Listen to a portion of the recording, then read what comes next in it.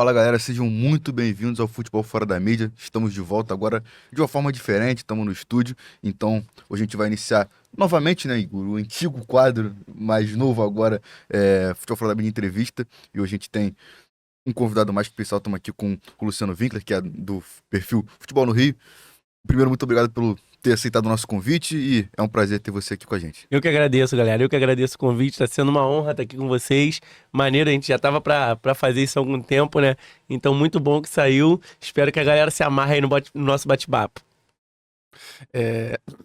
Aproveitando, né, que a gente já tá trocando uma ideia até um pouco antes de gravar, a gente queria saber como surgiu, né, o futebol no Rio, se é uma questão de pouca visibilidade, ao mesmo tempo um interesse muito grande, porque todo mundo conhece alguém que acompanha mais o seu time de bairro, tem gente que, tipo, não é tão ligada e mora no bairro há anos e anos, mas vê o pessoal com a blusa, então como surgiu essa ideia? De eu criar a página Futebol no Rio. Cara, pelo incrível que pareça, essa pergunta é difícil, sabia, cara? Eu tava lá em casa, aí eu falei, pô, vou criar isso de bobeira, mano. Pra brincar, criar pra brincar. E fiz um logo lá, feiote, depois mostro pra vocês, depois mostro aí, feião do futebol no Rio.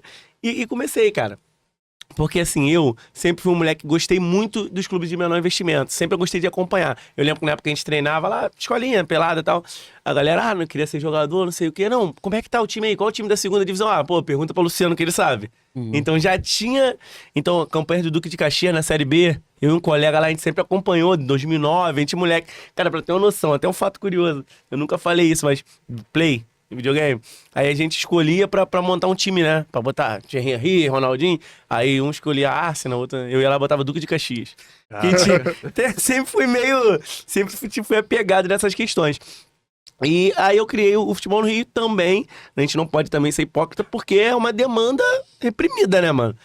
Tem muito assunto sobre os clubes de menor investimento, principalmente de um assunto que eu gosto bastante, que é a história. Os clubes de menor investimento do Rio de Janeiro tem muita história. Eu fiz um livro, Os Esquecidos, Resgatando a Memória do Futebol Carioca, eu falo muito sobre isso. E ninguém fala. Tem muita demanda e ninguém fala. Aí eu falei, pô, vou brincar aqui, vou explorar, vou ver o que acontece. E acabou que tá dando certo, e graças a Deus. Pô, legal. E falando em específico mais do Ceará atual, eu particularmente sou de uma torcida do Bangu, enfim, eu vou em quase todos os jogos que eu posso do Bangu, é a Gigante da Oeste. Lá é maneiro, quando eu vou, eu gosto de ficar nela também. Maneiro. E eu vou praticamente quase todos os jogos do Bangu, acho que esse ano devo ter ido em 2 só. São poucos, mas eu vou em quase todos. E, enfim, o Bangu hoje é um clube muito esquecido de certa forma, e até pela questão política do clube. E muito se fala dentro dos torcedores e tal, numa questão de uma SAF que pode salvar o clube, né? Uma SAF salvou até alguns times grandes, como pode ser o caso do Botafogo, do Vasco, enfim, do Cruzeiro. E a gente olha para os times pequenos e a gente vê que é uma demanda que tem, acho que todo mundo tem esse objetivo, mas que tem muito pouca chance de acontecer, acho que por conta de vários fatores, por não trazer, ser um chamariz, por... Enfim, ter várias questões políticas também, acho que tá dentro desses clubes não tem interesse de também largar, mas você acha que uma questão de uma SAF, uma profundização e vender os clubes seria uma boa saída para ter um futebol mais forte, enfim, para alguns clubes, como o caso do América, como o caso do Bangu, como o caso do Lari, enfim, entre outros times? Pô, cara, sem dúvidas. O América agora provou, né, que pode ser SAF, pode ser comprado, é uma SAF também. O americano tá pra ser comprado pelo Felipe Melo, do Fluminense. Então, acho uma ótima saída. Mas, assim, um ponto que tu falou interessantíssimo, eu acho que é o ponto principal dessa questão.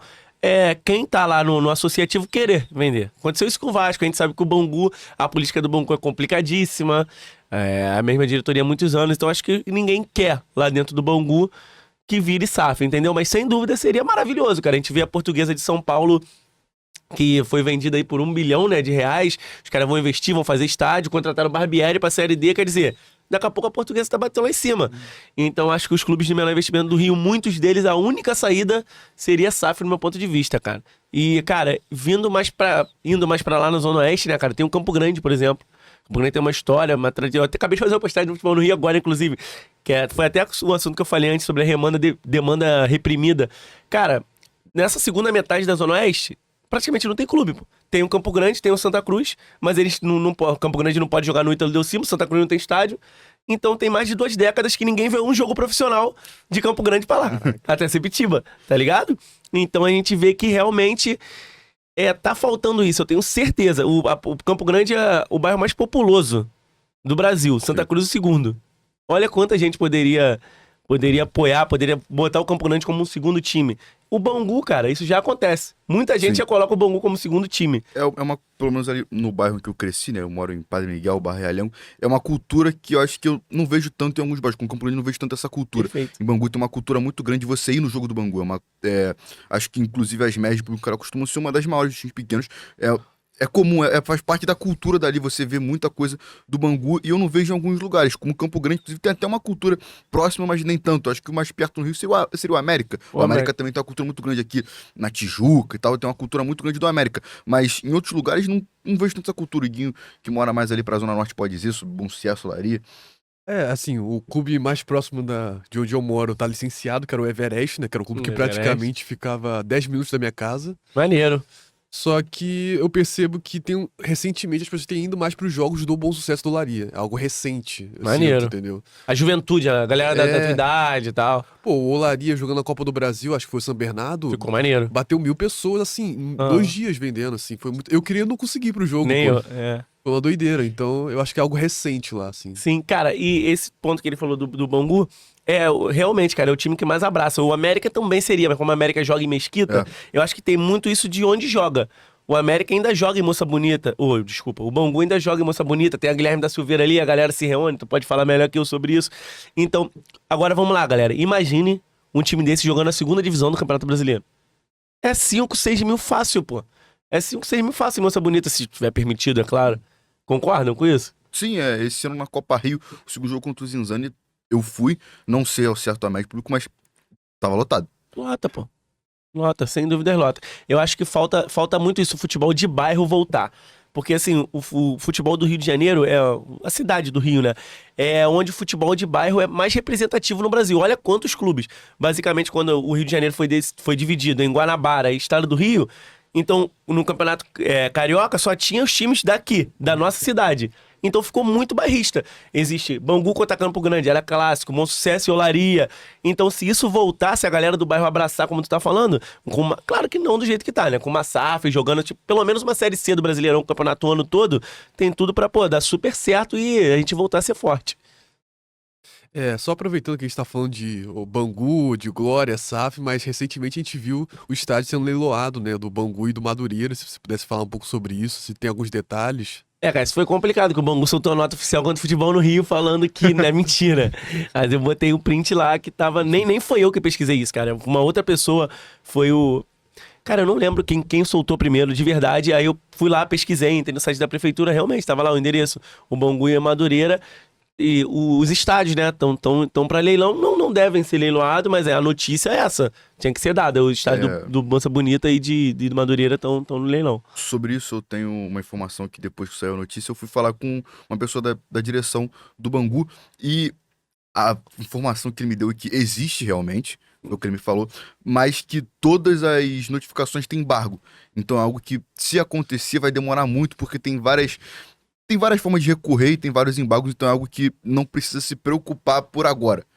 Mas Entendi. que é algo que acontece, que pode acontecer, enfim, devido a diversas dívidas que o Bangu tem no seu estádio. É um time que aluga muito jogo, inclusive tem dia que de B2 tem 3 jogos em Moça Bonita, mas que, enfim, tem várias questões que envolvem o associativo do Bangu e várias coisas que não vou nem entrar nesse Não ramo, cabe, que é bem complexo, mas de fato aconteceu, mas pelo que eu tenho de informação, é algo que vai demorar um pouco mais pra se concretizar. Posso ser bem sincero, cara, eu acredito que nem vai acontecer isso. Nem vai. A notícia foi que tava pro leilão. Eu acho que não vai ser leiloado. O Bangu é um estádio histórico, cara. Um dos mais históricos do Rio de Janeiro, que está do Brasil.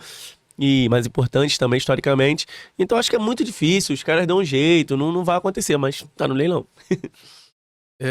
Só complementando isso pra gente fechar esse assunto, eu dei uma pesquisada rápida e fui ver que era muito mais a questão de dívida de IPTU. Aham. Então o Bangu, eu fui ver, acho que tava devendo 6 ou 8 meses de IPTU. E eles tentaram entrar em acordo, entraram em contato com o Bangu, não conseguiram entrar. O mesmo aconteceu com Madureira, aí Sim. botaram no site leiloando. Mas não deve leiloar. Não deve leiloar, mas tá certo, é isso. Não tem jeito. Mas assim, cara, eu torço muito, porra, muito mesmo, pra que não leiloe, que alguém apareça, reforme Moça Bonita minimamente, que não é um estádio acabado, é um estádio maneirinho. E possa ter, quem sabe, o jogo dos grandes ali, agora, quando o São Januário tiver em obra. Pô, ia ser sensacional, principalmente pra gente lá da Zona Oeste. E aí, você falou um pouco do estádio do Vasco Formado e existiu até uma conversa de utilizarem o Ítalo Del Cima, né? Eu vi pelo menos essa conversa que tinha até do Fluminense mandar jogo lá. Existiu essa conversa, o estádio que estava interditado, aí acho que no passado deixou de estar interditado, agora está interditado de novo, e é mais um estádio. Mas, mudando de assunto, a gente está relativamente próximo ao Carioca do ano que vem, né? E os times já estão começando a se preparar, já estão começando a montar seu elenco. Ainda é muito cedo, mas você consegue enxergar ali pela montagem inicial dos elencos algum time que pode ser uma surpresa, como foi o Nova Iguaçu esse ano? Cara, eu vejo como a Portuguesa muito forte. Eu não vou nem falar aqui sobre elenco não, galera, porque ainda tá bem no início. Vou falar sobre estrutura que vem montando. Eu vejo a Portuguesa e talvez o Boa Vista devido à SAF, né? O Boa Vista se tornou SAF agora, vai investir. Eles estão querendo montar um plantel pro ano todo, desde do estadual até o Brasileirão Série D, não aquele que quebra tudo e faz de novo. E o Nova Iguaçu, cara. O Nova Iguaçu vai pegar o embalo do ano passado. O Nova Iguaçu, tanto o Nova Iguaçu como o Boa Vista, tem estadual, Copa do Brasil, Brasileirão Série D. Então são os times que parecem mais prontos. E eu acrescento a Portuguesa nisso, que infelizmente ficou fora da Série D, né? Depois de alguns anos batendo na trave, quase subiu, esse ano tá fora. No ano do Centenário não fez uma boa temporada, mas é um time muito bem estruturado, cara. A Portuguesa joga pra tentar ser grande. Eu acho muito maneiro isso na Portuguesa. Os clubes de menor investimento do Rio, por muito tempo, jogaram pra ficar jogando só o estadual ali. Na época que a cota de TV da Globo era muito grande ainda, eles iam lá e jogavam. O estadual ia até abril na época, né? Até maio, dependendo. Até maio. Aí jogava ali metade do ano e ficavam super de boa, tá ligado? Pegava o dinheiro ali da cota de TV e ficava tranquilo esperando o outro ano. Agora eu vejo a Portuguesa, o Nova Iguaçu tentando se tornar um time médio, assim como o Volta Redonda tá se tornando. Então acredito que nesses três aí. Até numa questão de manutenção tá mais caro, né? O Goitacás foi licenciado por uma questão de aumento para se manter nas competições, né? De taxa, né? De taxa mesmo. O Barra da Tijuca também saiu. Eu fiquei surpreso que o Barra da Tijuca é um time muito novo, Sim. né? Aham. Foi fundado em 2013, se não me engano. Sim. E é um time que via com investimento legal, via com uma base, tinha uma parceria, se não me engano, com a Centraf, depois desfez. Então, uma parada muito doida. E aproveitando esse gancho, a gente queria saber, você tem um time de menor expressão? Um time que você torce, assim, que você pode falar, pô, esse é o meu time? Cara, não tenho. Não tenho. Eu gosto muito do Bangu e do Campo Grande, que é mais próximo de mim, tá ligado? Mas assim, eu não posso dizer que é meu time. Eu não tenho um time que eu torço mesmo. Eu sou flamenguista, do time grande e de menor investimento. Eu gosto de todos, de verdade. Sempre gostei. Bom, agora a gente tem um quadro que é uma tier list. Dessa vez vai ter duas no programa, essa é a primeira. Só falar rapidinho, Pode eu ir. gosto também muito do Tigres, que eu trabalhei no Tigres. Eu era preparador físico, trabalhei no Tigres, então eu gosto. Mas o Tigres não tem nem joga, né? Então eu até esqueci. Desculpa, pode falar. Não, é o nosso quadro de tier list. E aí, o Valtinho, vou contar pra você esqueceu de cortar duas coisas. Mas tudo bem. Aqui vai ter na lista. Tem maior, grande clássico e não são rivais. Aqui a gente tem alguns clássicos. Tem Goitacás Americano, Bangu e América, Bangu e Madureira, Olaria e Bom Sucesso, Português Nova Iguaçu e Americano e Volta Redonda. Na verdade é Resende, Resende e Volta Redonda. Exatamente, Americano é o primeiro, mas Resende e Volta Redonda são alguns clássicos aí do Rio de Janeiro. A gente acabou esquecendo de um clássico que tá meio esquecido, mas que é Bangu e Campo Grande, que ainda tem uma certa rivalidade, Clássico da zona rural. É. mas ainda tem uma certa rivalidade, enfim, pelo menos pelos torcedores. Vamos começar por Goitacás e Americano. Aí eu já tenho que encaixar em um daqueles quadradinhos ali. É um dos três primeiros ali. Antes de tudo, cara, que ideia maneira demais, cara. Pô, vou levar isso aí pro futebol no Rio. Maneiro, gostei muito bom. desse quadrozinho. Vai ser maneiro que tem muita coisa pra gente debater aqui, cara. O Goitacás Americano, eu acho que pela quantidade de gente que torce pra esses times na cidade, pelo nível de rivalidade. Cara, eu tô muito em dúvida, já vou entrar ali no Bangu e América, porque Bangu e América historicamente é o maior. Sim. Sem dúvidas. Mas Americano e Goitacás, cara, a rivalidade tá muito mais acesa. Agora nos últimos 2 anos até diminuiu, né? Mas tá muito mais acesa do que o Bangu e o América. Porque o Bangu e o América ficaram muitos anos sem se enfrentar. Mas enfim, eu vou botar na história, devido à história, o Bangu e o América como principal clássico. Então, pra você. Desculpa, tem que falar primeiro aqui. O Goitacás Americano pra mim estaria num grande clássico. Pra você, Igor. Pra mim também concordo, um grande clássico. Inclusive, em quantidade de torcedores levando pro estádio nos últimos anos, é o maior que tem aí, né? Sem dúvida. Sempre lotados, estádio em clássico. Tem até uma matéria do Globo Esporte, acho que em 2018 ou 2019, em que eles estavam até empatados em confrontos, acho que estava 48-48, então é muito equilibrado. Aham. Então, pra mim, se não for o maior, ele é o segundo maior, mas historicamente América e Bangu já foi Série A, já foi clássico de Série B do brasileiro, Isso sabe? aí. Não dá Então, pra não deixar. O Goitacás Americano vai ali pra categoria de grande clássico.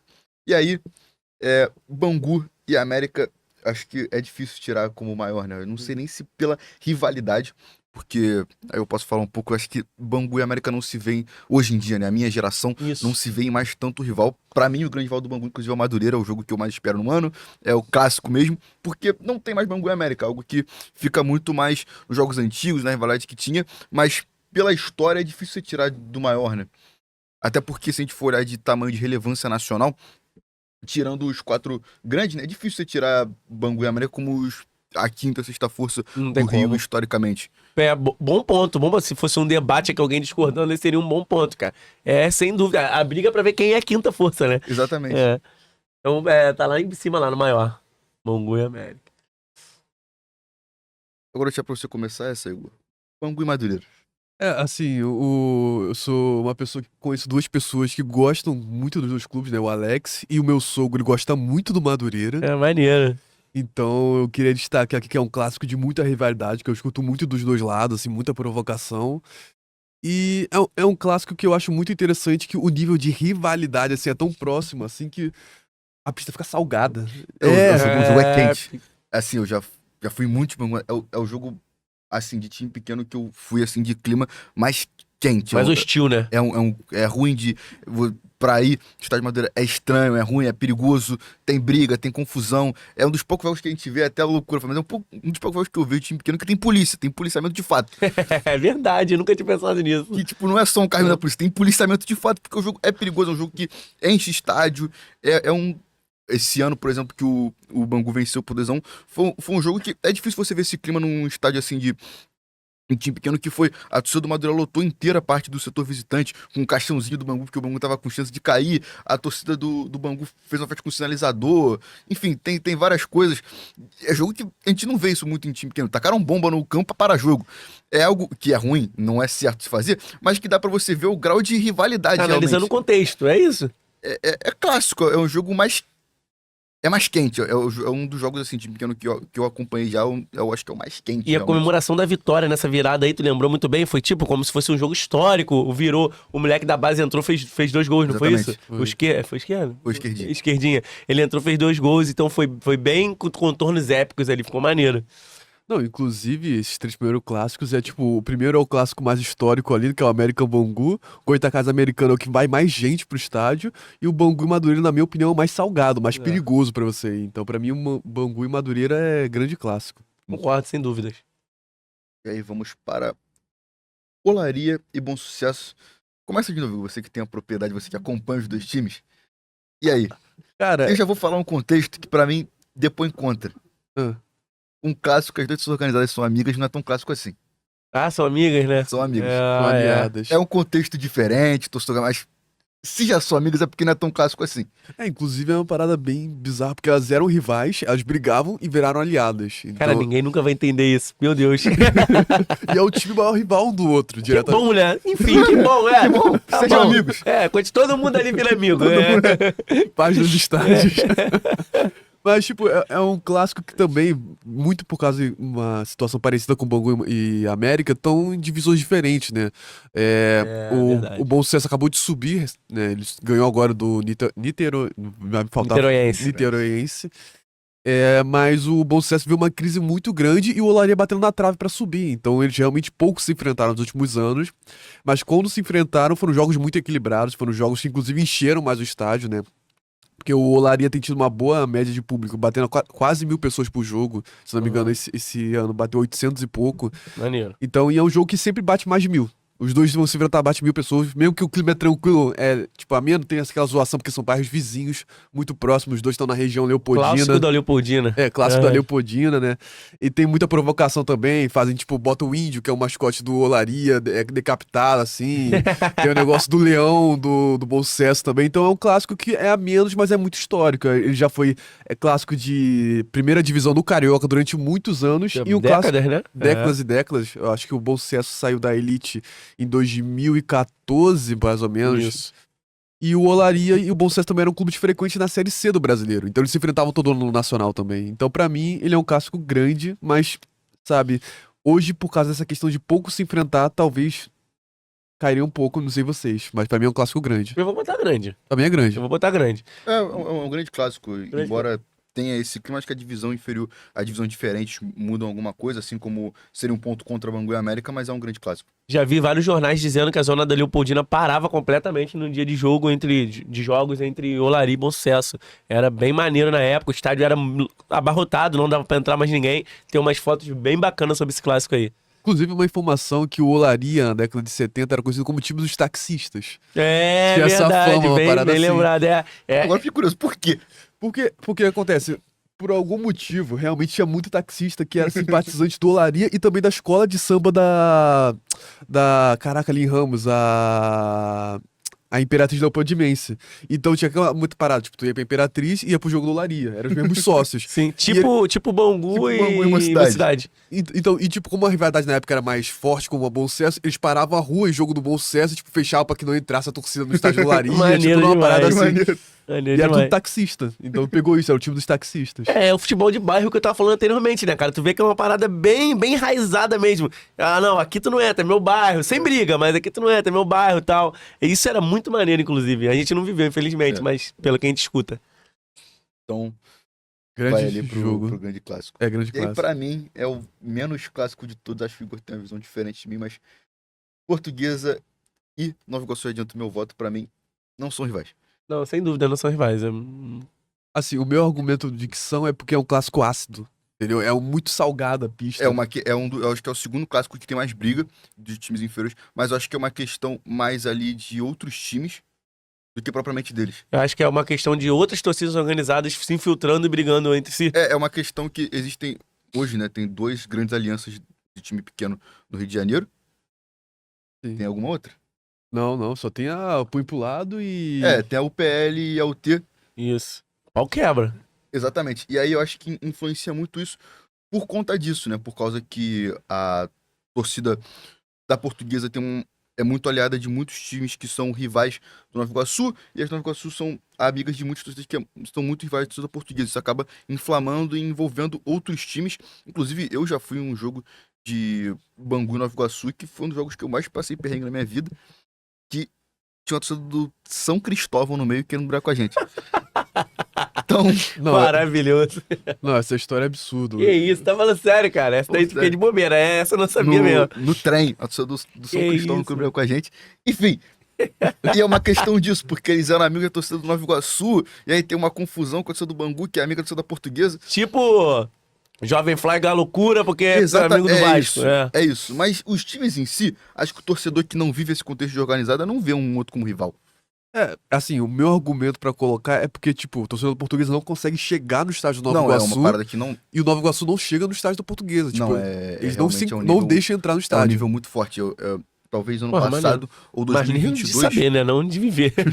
Ano 2022 ou 2023, salvo engano, um desses últimos 2 anos, um jogo que teve entre Nova Iguaçu e Portuguesa, aconteceu isso, que alguns torcedores não conseguiram chegar ao estádio do Nova Iguaçu, e os que chegaram na familiares de jogadores, e a torcida uma torcida organizada do Nova Iguaçu invadiu o setor da torcida da Portuguesa e bateu em familiar de jogador. Isso eu me lembro bem. Isso foi feião isso aí, eu lembro. Foi dentro do estádio a briga, nas Exatamente. arquibancadas mesmo, eu lembro disso aí. Então, Eu coloco como não rival. eu também coloco como não rival. A maioria botou como não rival. O meu único argumento é por ser muito perigoso. Você tá falando sobre a rivalidade das organizadas. É. Mas em si o clássico não é histórico, não tem grandes jogos, é recente essa rivalidade Aham. também, é século XXI. Quem sabe daqui a um tempo possa ser, né? Eles na Série D direto e tal. Exatamente. Pode virar uma rivalidade institucional, não geográfica, mas institucional. Perfeito. E por último, Resende e Volta Redonda. Cara, Resende e Volta Redonda. Cara, eu acho que tinha que ter uma... Entre grande clássico e não sou rivais, tinha que ter apenas clássico. Porque assim, cara, é clássico, sem dúvidas, isso aí não tem dúvidas. Apesar do Resende ter tido expressão só nesse século, né? Nos anos 2000 ali.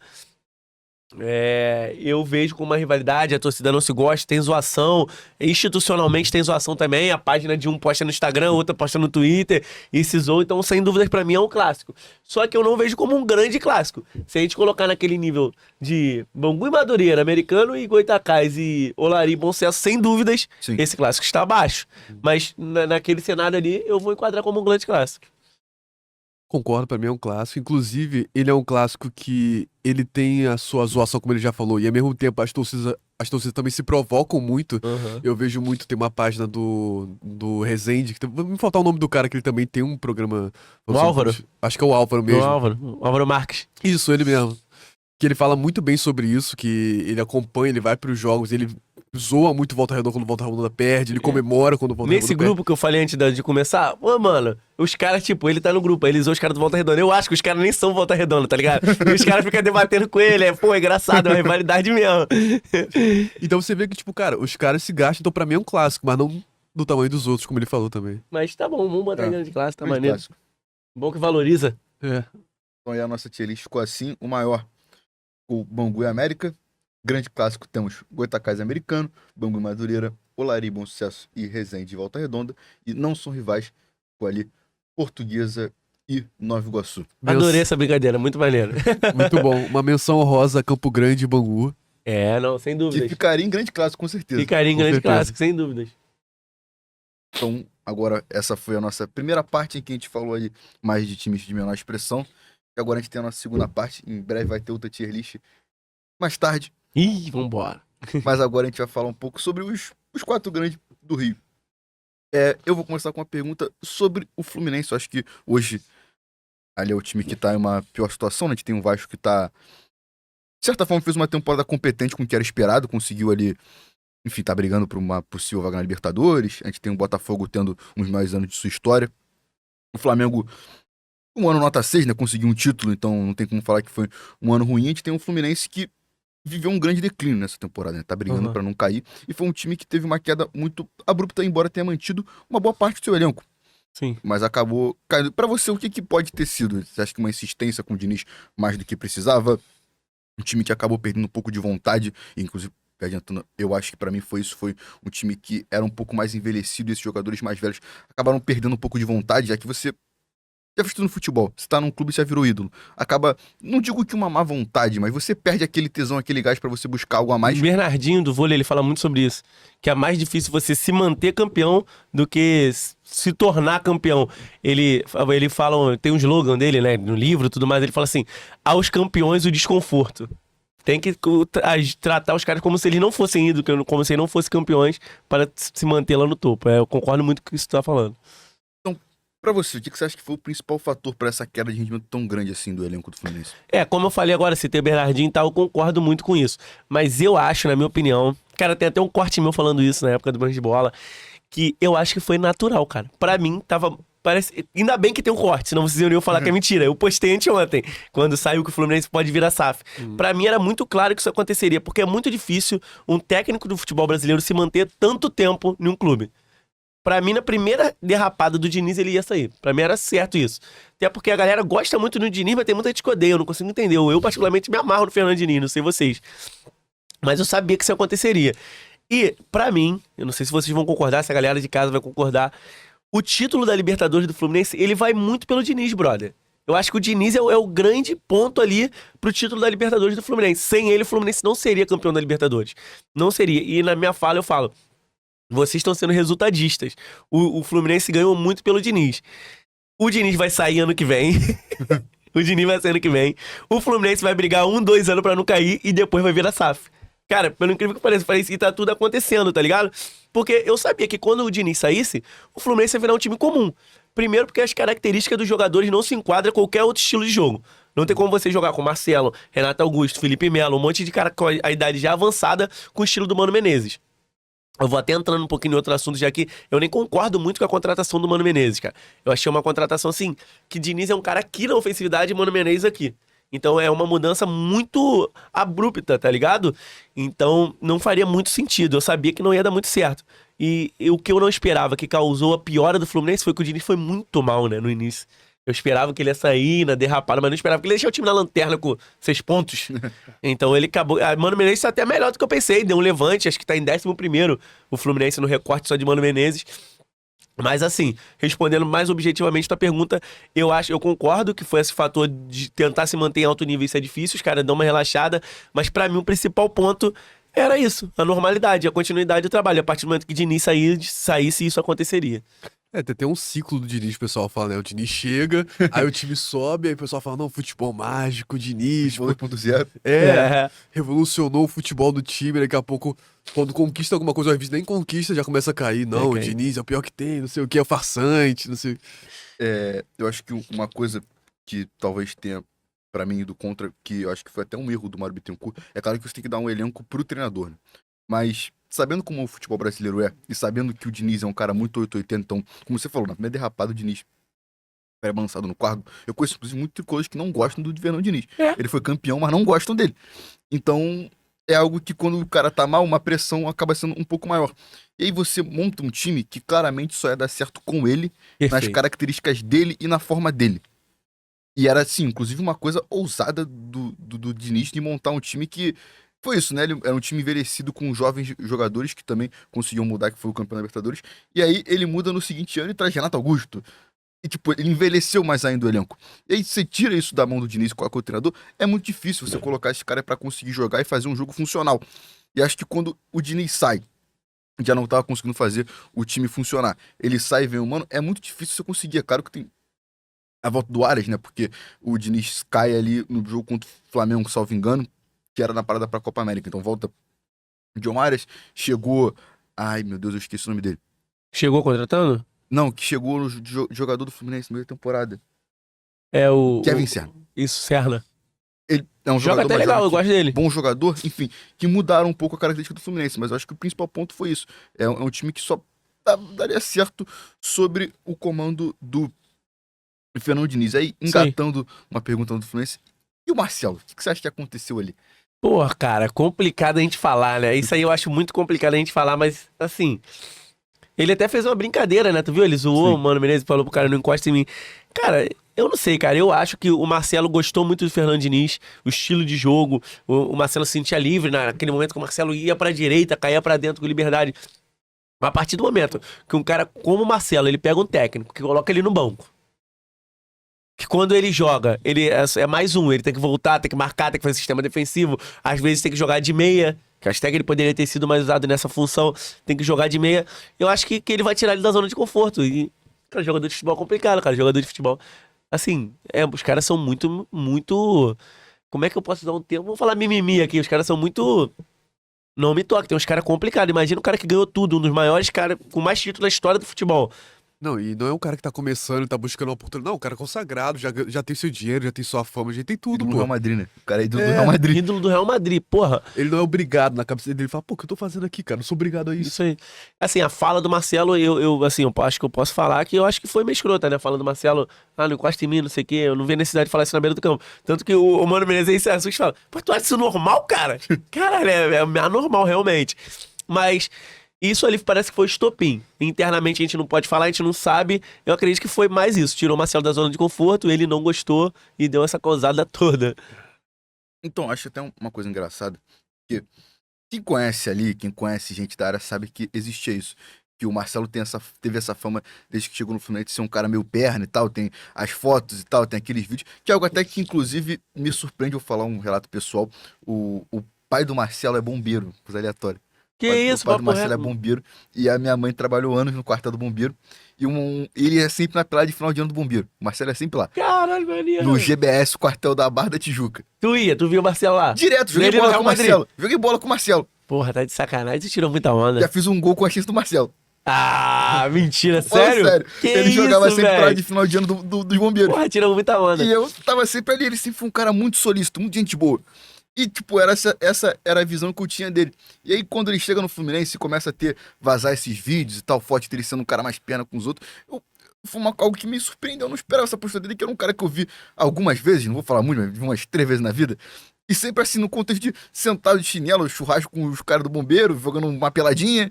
É E isso. era sempre essa visão que eu tinha. Mas, falando até com gente dentro do Fluminense, ele tinha essa fama de ser um cara mais perna, de ser um cara que não gostava muito de não me toque, de era um cara mais. Que tinha problemas no grupo. Era um cara que ele tentava ali Isso. chamar os jovens jogadores pra ele, porque obviamente tinha uma idolatria com o Marcelo.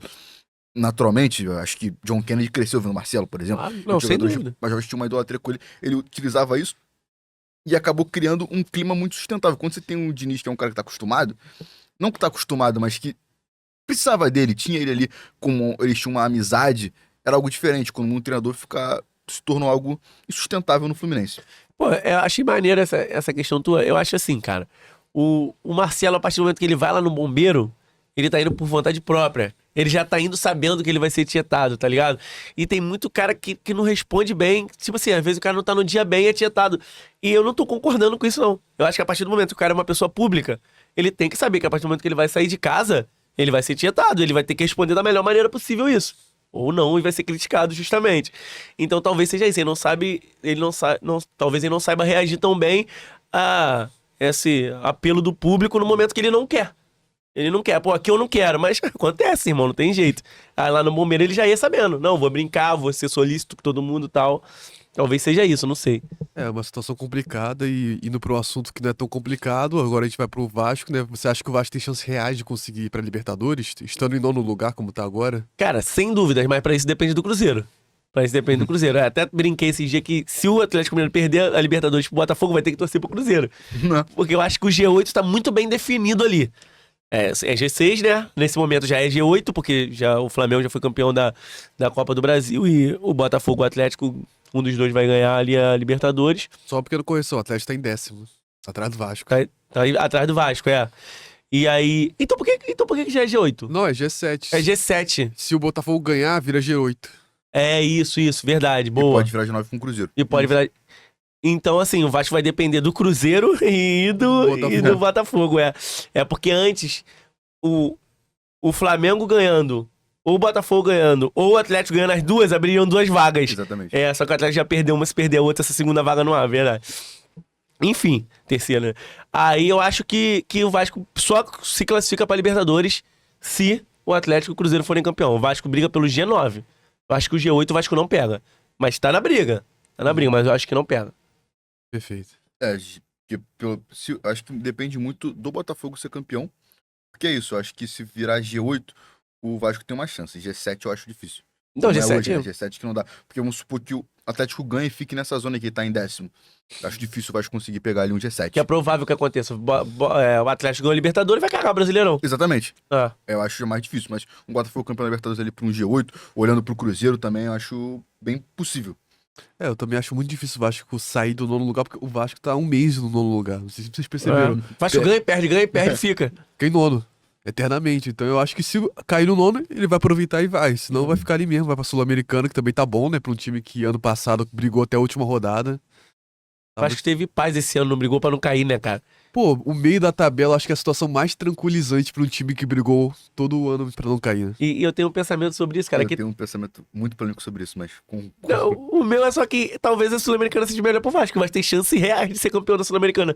Se montar um time maneirinho. Não, se for pra Sul-Americana, na minha opinião, pros outros que vão, ele é favorito. Não, eu vi, Sem inclusive, dúvidas. um amigo meu, vascaíno, ele tava falando sobre isso, que ele tava falando, poxa, eu tô me vendo sonhando pequeno, porque eu tava olhando e pensando, será que é bom pro Vasco ir pra Sul-Americana? Porque vai ter a chance de ser campeão, não sei o que e tal. Na Libertadores eu acho que não dá, e realmente não dá. Muito difícil. Não, tudo pode acontecer, né? O Fluminense conseguiu, enfim, é um time que não tava de favoritos. Botafogo no início do ano, em janeiro, ninguém também colocava como de favoritos pelo ano que tinha feito anteriormente. Enfim, a forma até que fez o Campeonato Carioca, mas olhando hoje, não dá. Sem dúvidas. E a Não. Sul-Americana é bem muito possível. Corinthians foi pra semifinal da Sul-Americana aí todo cagado, pô. O Cruzeiro, assim, o Cruzeiro tá bem melhor do que o Corinthians, mas o Cruzeiro é amplo favorito, pô, contra o Racing. Aham. É um Joga muito favorito. Acho que só a questão de futebol sul-americano, cera, pressão da torcida. Ah, não, é jogo único, nem tem pressão da torcida. Acho que vai ser bem difícil mesmo. E agora a gente falou sobre... Botafogo ou Flamengo primeiro, Igor? Botafogo primeiro. Então vai você. Tá bom. Na sua opinião, o Botafogo é favorito amplo pra Libertadores? Ele consegue Libertadores e brasileiro ou só brasileiro? Cara, então, vamos lá, duas perguntas boas. Cara, então, eu acho que o Botafogo é favorito tanto pra Libertadores como pro Brasileiro.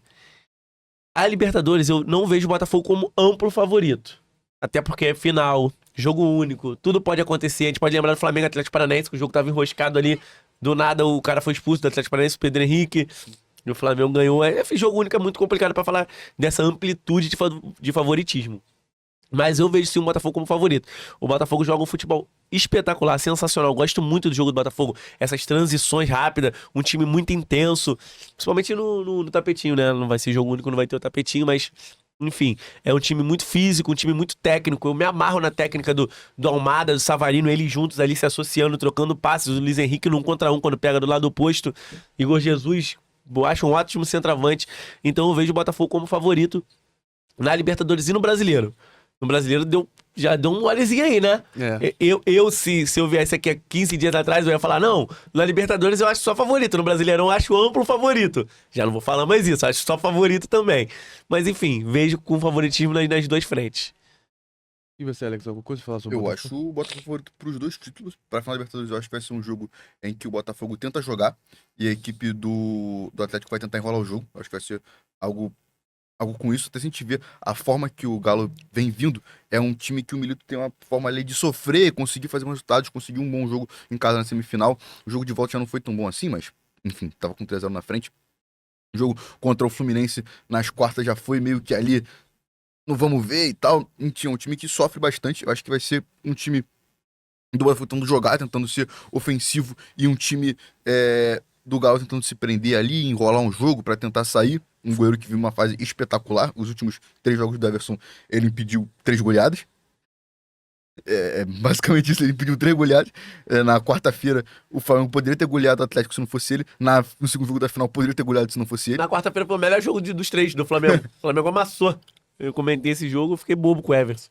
Então, e sobre o brasileiro, acho que perdeu um ponto que não podia. Inclusive, se ganhasse ali do Cuiabá, eu acho que já era, porque são 6 jogos e tal. É muito difícil perder ponto em um confronto direto, enfim. Achava que não tinha como, mas agora, um confronto direto, muda muita coisa. Acho que o brasileiro fica aberto, mas também é favorito. Então, agora, Palmeiras só depende de si, né? É. exatamente. Palmeiras só depende de si. E agora a gente passando para o Flamengo, antes da gente ir para nosso tier list que tem a ver com o Flamengo, um pouco antes disso, para adentrar o tema da tier list, essa queda de braço entre o Gabigol e a diretoria, como você enxerga isso? Cara, eu enxergo como cada um pensando só em si e ninguém pensando no Flamengo, cara. Eu vejo que não tem santo nessa história, cara. Não tem santo nessa história. O Gabigol, ele tá querendo um contrato que ele não tem que renovar com o Gabigol, certamente. Ainda ofereceram 1 ano, ele não tava querendo. Mas a diretoria também tá errada, porque pelo que o Gabigol falou, pelas notícias que saíram, que foram confirmadas pelos jornalistas, assim, da Globo e tudo mais, que apertaram a mão do Gabigol, falaram que ia renovar com ele e não renovaram, então a diretoria tá muito errada. Isso foi o que foi o que aconteceu, né? Vem acontecendo nos últimos meses. Agora, o Gabigol, como sempre, pegou de palco um título do Flamengo, um título nacional importantíssimo. Eu não vejo como... Ah, mano, o Gabigol manchou o título do Flamengo. Não é pra tanto. Não vai ficar na história isso. O que vai ficar na história é o troféu. Mas, assim, sem dúvidas, ele foi um erro dele se aproveitar desse momento pra jogar a torcida contra a diretoria. E a diretoria puniu ele, também falou mal dele. Até o estagiário, né, cara, que botou a frase dele foi rebaixado lá dentro do clube. Então, acho que a diretoria, como sempre, só tá pensando em se perpetuar no poder e o Gabigol só tá pensando na imagem dele mesmo, como sempre também. Isso ficou muito escondido porque ele ganhou muitos títulos e foi decisivo, mas ele sempre foi assim. É muito uma questão de briga de narrativa que no final o torcedor fica, às vezes até briga entre si também, né? Porque eu já vi Exatamente. jogo, tipo, o pessoal vaiando o Pedro pô, comemorando que o Gabigol entrou. Não. Eu fui em um jogo Loucura, no né, Campeonato Carioca que tava no setor norte das Gazadas e não foi uma ou duas pessoas. Várias pessoas torcendo contra o Pedro claramente no jogo. Era um jogo de Carioca. Olha que troço Mas absurdo. torcendo claramente contra o Pedro. Pra Tipo, poder sair, eu Gabriel lembro tentar que fazer o acho gol e que virar ele titular. Acho É. que ele fez um gol de. Foi um jogo que ele fez um gol de pênalti. E quando ele pegou a bola, eu, gente, pô, tomara que ele perca. Cara, tu vê que troço absurdo. Olha que ponto, cara. Cara, a torcida nos estádios, cara, tem que diminuir o preço do ingresso, pelo amor de Deus. Eu vou falar, Cara, não dá pra suportar, cara. E não são todas as torcidas, tá? Não é só do Flamengo. Cara, tu vai no jogo, é absurdo. É nego mexendo no celular, não prestando atenção no jogo. Agora o cara vem aqui e fala que o nego tava torcendo contra. Olha, meu Deus do céu, cara. E sobre essa questão do Gabigol, acho que obviamente, pra mim, o Gabigol, ele errou muita coisa nesse ano. Em muita coisa. Sem dúvidas. Mas eu acho que nessa reta final, acho que o torcedor do Flamengo, pelo menos a maioria que eu vi, e eu acho que tem que fazer isso, tá escolhendo terminar bem com o ídolo do clube. É o ídolo do clube. Pelo menos que eu tenho 21 anos. É o maior que eu vi no Flamengo. A maioria das alegrias que eu tive com o meu time, que é o Flamengo, foi ele que deu. Não tem muito pra onde fugir disso. É um cara que tem um ego muito grande.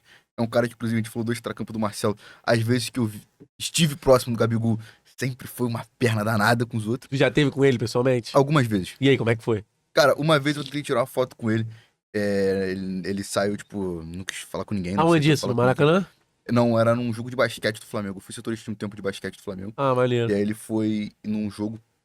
E aí ele foi meio estranho e tal. Ele tirou foto com o pessoal que chegava assim com ele, com uma cara meio de bunda assim, olhava assim e Pô, vazava. foda, né, cara? Até expulsarem assim o pessoal e ele saiu meio que na retaguarda assim. E esse ano também ele foi num jogo.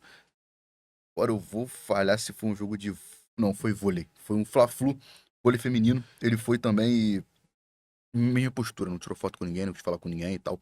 E a outra vez que eu vi foi num evento também do Flamengo na Gávea, que mesma postura, um cara, assim, nunca distratou ninguém, mas sempre ali fugia e tal, Aham. não queria muito da postura. Mas dentro de campo é um cara que sempre resolveu, acho que é um cara que tem uma postura que pra mim falta muito nos jogadores hoje em dia, principalmente no futebol brasileiro, que é, eu sou assim, né, eu vejo futebol, cara, o cara que faz gol, com todo respeito, faz gol contra o Bragantino não serve.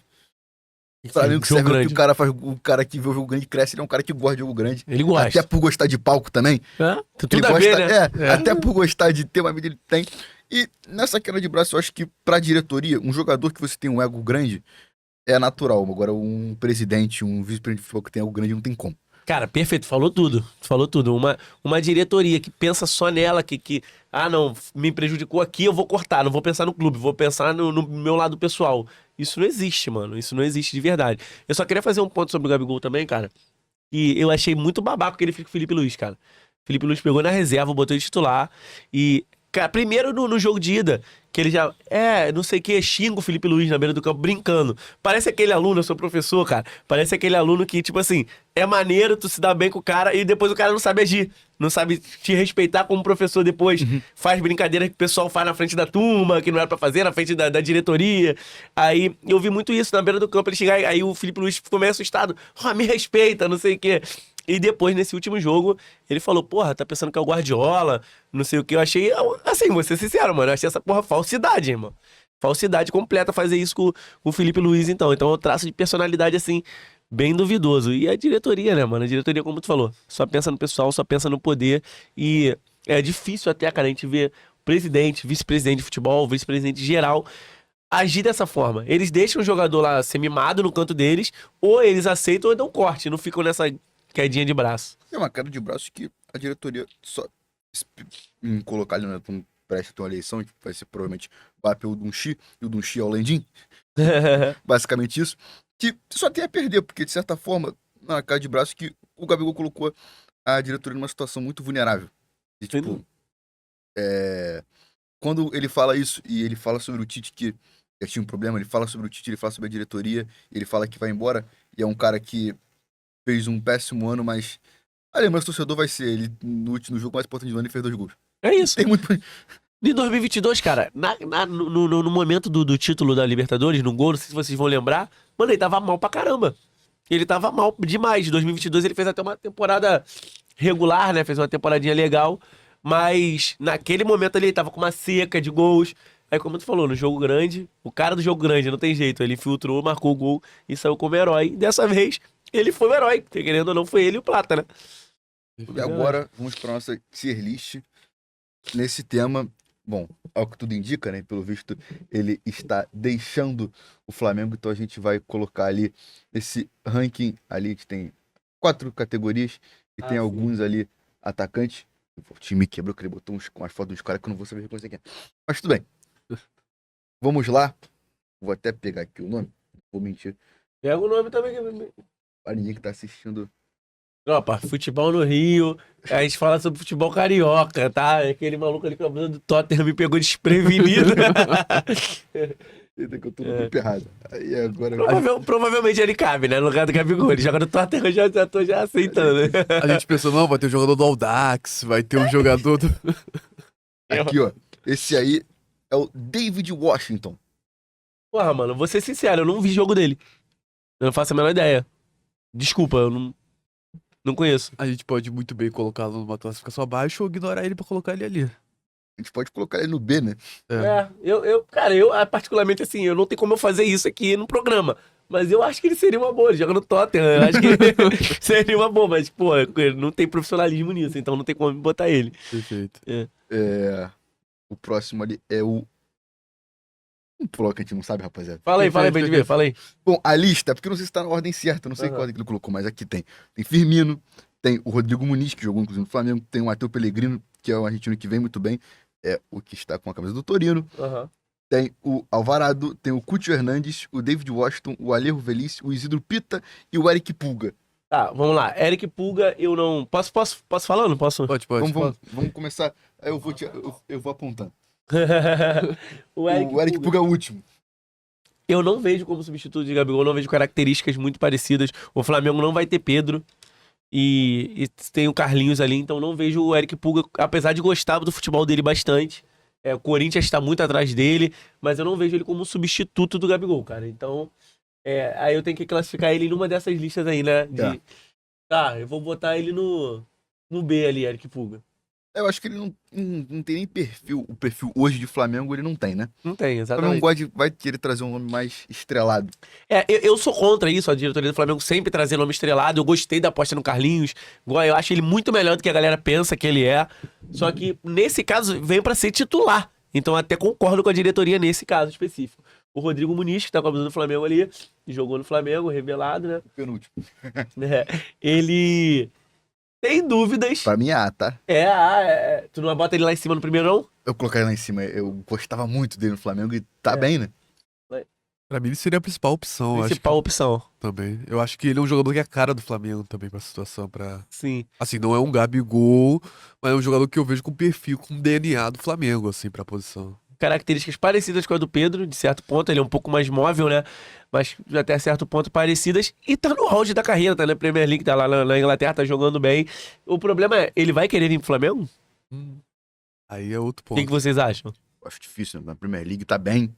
Tá fazendo gols, tá sendo importante. Eu acho difícil. Mas foi um nome que foi ventilado, aliás. Eu acho que é fácil a gente chegar e falar assim, não, Monida, tá tranquilo, mas cadê? O cara vai querer vir, o clube vai querer liberar, qual vai ser o valor? Eu acho que o Flamengo vendeu ele muito barato na época, até não sei se vocês concordam Sim. comigo. Então eu colocaria ele como a primeira opção, lógico. A gente é pra um cara que tá mal, mas que tem a grife. Que é o Firmino. Sem sombra de dúvidas, eu vou botar Firmino no ar. Tá de trás pra frente. A gente tá fazendo de trás pra frente. Eu vou botar Firmino no ar, mano. Eu colocaria lá em cima, Lá com o primeirão. como primeiro. Acho que é o principal. Pelo que ele pode entregar, pela grife, que o Flamengo, o novo Flamengo gosta, né? De uma grife. Então, no caso, pra mim, eu colocaria o Muniz lá no primeirão e o Firmino no ar. O Firmino no ar. E vocês não, mas é voto, né?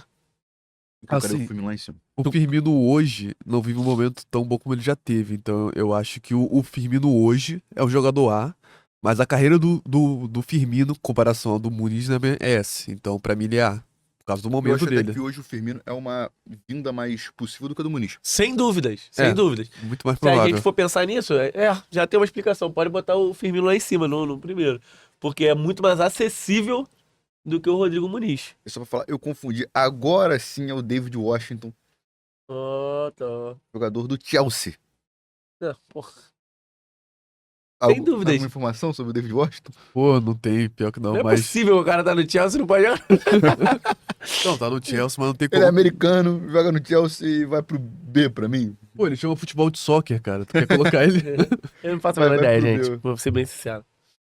Aí esse é o Matheus Pellegrino, ele é argentino, e aí eu vou falar, já vi um pouquinho do Pode futebol falar, dele. pode falar. Bom jogador, é um jovem jogador, tá indo bem, foi pro futebol europeu recentemente. Eu colocaria no ar. Ele é rápido, ele é um atacante que lembra muito a característica do Gabigol em 2019, que era um atacante muito de facão, de ser mais velocidade, de conseguir entrar sempre, tá bem posicionado. Filtração nas costas, atacar Exatamente. o espaço, né? Concordo, completamente. Tu, cara. Cara, ele já foi soldado pelo Botafogo ano passado, na crise do Botafogo. Ele é um jogador muito habilidoso. Ele tem aquela mistura de situações rápidas, de você pensar rápido, ao mesmo tempo tem um físico muito bom. Eu acho que é um jogador muito útil pro Flamengo, eu colocaria no ar. Concordo. E aí, Karim Benzema. Isso aí é sacanagem. Tá mal. Ai. Tá mal na Etihad. Cara, É lá em cima, né? É o Benzema. Não tem jeito, é Benzema. Gol Não ele vai tem, fazer. não tem como. A gente não adianta a gente ficar falando aqui do Benzema. Se Benzema veio pro Flamengo, seria uma das maiores contratações da história do futebol brasileiro. Apesar de depois da bola de ouro ele estar sendo super valorizado. Antes ele era subvalorizado, que sempre foi um craque e o nego desvalorizava. Agora ele tá sendo super valorizado, como sempre acontece. Mas no futebol brasileiro seria cracaço. O nível que o Suárez fez no Grêmio, ou até mais, porque o elenco do Flamengo é melhor. E o hype que teve no Sérgio Ramos ano passado e pra vir pro Flamengo, hein? É. Caraca. Agora sendo com um Pogba. É. Não sei se tu viu. Hoje até, né? Ele É. rescindiu hoje com a Juventus. E aí, acho que o último, porque os outros da lista vai ficar faltando informações. Isidro Pita. Cara, tem um corte meio engraçado também lá na Mãe de Bola, cara. Que foi Cuiabá e Flamengo, né? Foi 1-1, se eu não me engano. Isso. Aí, eu falei antes da competição que o Cuiabá cairia e seria lanterna da competição. Aí realmente o Cuiabá tava caindo. Eu falava, viu, não falei, não sei o quê. Aí teve um empate, os moleques falaram que não. Eu falei, não, mantenho. Eu acho que o Cuiabá vai cair. Aí os caras, não, eu discordo e Pita pode ser jogador pra time grande. Eu discordei, cara. Eu vou manter. Eu não vejo Pita como jogador de time grande. Aí surgiram, eu lembro que no Zap a gente debatia muito isso, surgiram a notícia de Fluminense querer ele, agora o Corinthians e o moleque aí, tá vendo? Eu falei, cara, o time grande contratar não quer dizer que ele seja jogador de time grande, ele precisa pelo menos corresponder minimamente, se ter uma sequência, e eu não vejo o Pita, muito menos com as características que o Flamengo precisa, isso aí zero, não tem característica, pra mim seria uma contratação burra, devido à característica, e devido a potencial, ele ia ter um jogador ok, mas eu não vejo ele com potencial pra ser jogador do Flamengo, ainda mais um time que tá precisando de um titular. Eu colocaria ele no. Botar no C pra não esculachar total, Eu botar no C. colocaria no B junto com a equipe que eu acho que é mais ou menos o mesmo, assim, mesmo estilo. Tu que vai decidir. Cara, pra mim o Pita é o famoso craque de time médio pra time pequeno. Concordo. Inclusive, teve jogadores que são bons jogadores recentemente, mas por causa de questões físicas, por exemplo, eu lembro da época do Kleber Gladiador, todo ano tá no Goiás, todo ano tá em times assim. A gente teve o famoso, o pessoal falava do. Não, Paulo é Baier, não sei o Paulo quê. vai, é. Então é aquele famoso craque de time médio que vai brigar todo ano pra não cair. O Gladiador ainda foi muito bem com o Palmeiras, né? E no É. Cruzeiro. Sim. Mas depois realmente virou isso aí. Então, pra mim, ele vai sempre ser esse jogador. Posso estar errado, mas pra mim ele é um jogador nível C. Então, Cara, assim, uma explicação de. Tu até tocou no ponto do Pulga. Eu vejo o Pulga com mais característica de 1 contra 1 ainda. Eu vejo o Pita só valendo pra time do Jair Ventura. Time que joga no contra-ataque. O time do Jair Ventura foi uma brincadeira. Time que joga no contra-ataque, entendeu? Eu vejo ele com a única característica de atacar o espaço. Força e velocidade. Só. Aí não se encaixa no Flamengo, que vai ter que propor sempre o jogo. então é isso. Assim ficou a nossa tier list. Lá em cima, Firmino e Benzema. Sebo, né?